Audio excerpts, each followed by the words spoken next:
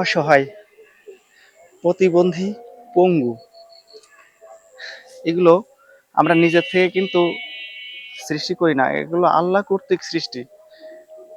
অসহায়, যারা অসহায় একটা দুটা টাকার জন্য রাস্তার পাশে কাতরায়, রাস্তার পাশে বসে আপনার কাছে একটা দুটা তার টাকার জন্য হাত পাতে। তো যখন খারাপ লাগে কখন, যে সময় দেখি একজন মানুষও তাদের প্লেটে একটা টাকা না দিয়ে চলে যাচ্ছে। অবশ্যই কথা একেবারে সঠিক নয় যে একজন মানুষের দিচ্ছে না, তবে তার পরিমাণ অনেক কম। দেখুন আজকালকার দিনে ১ টাকা বা ২ টাকা, এটা কিন্তু আহামরি কোনো কিছু না। প্রত্যেকটা মানুষের জন্য প্রত্যেকদিন ১০-৫ টাকা কিন্তু দেয়া সিম্পল ব্যাপার। তো সেখানে যদি আমরা ১ টাকা বা ২ টাকা আমরা দেই প্রত্যেকে, তাহলে কিন্তু তাদের এই দুরবস্থাটা থাকে না। তো দেখেন আপনি কিন্তু এই দায় থেকে আপনি এড়াতে পারবেন না। ক্ষণিকের দুনিয়া, মাত্র কয়েকদিনের সমষ্টি।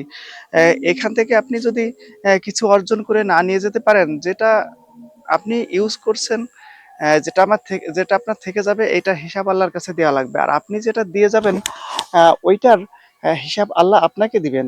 দেখুন এই দান নিয়ে আল্লাহ কি বলতেছেন, যেই ব্যক্তি আল্লাহর পথে ব্যয় করে, আল্লাহ তার জন্য বহু গুণে বাড়িয়ে দেন। সূরা আল বাকারা 261 নম্বর আয়াত।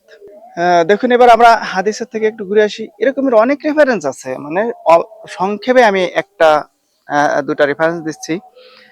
হাদিসে কি আছে, হাদিসে এর নিয়ে ব্যাখ্যা আছে। কে আছে যে আল্লাহকে উত্তম ঋণ দেবে, আল্লাহ তা বহুগুণে ফেরত দেবেন।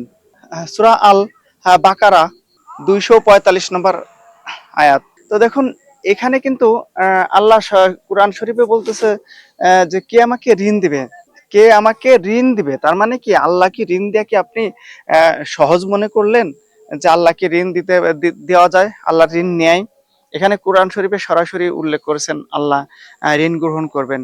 তো ঋণ গ্রহণ করবেন কিভাবে? উত্তম ঋণ, সেটা আপনাকে দিতে হবে দারিদ্রকে, যে দারিদ্র সীমার নিচে আছে, যে দারিদ্র আছে, যে ক্ষুধার্ত আছে, যে ঋণী আছে, যে অসহায় আছে, তাদেরকে দান করতে হবে। তাহলে আপনার কি হবে? আল্লাহকে উত্তম ঋণ দেওয়া হবে। এর থেকে বড় কোনো কিছু এই পৃথিবীতে আমার মনে হয় হতে পারে না, আমার দৃষ্টিকোণ থেকে হতে পারে না এটা, যে আল্লাহকে ঋণ দেওয়া যায়, সেখানে আল্লাহকে আপনি ঋণ দেন না। কত বড় অন্যায়, কত বড় আহ, এটা কাজ, জানেন? বুঝতে পারছেন আল্লাহকে ঋণ দেওয়া?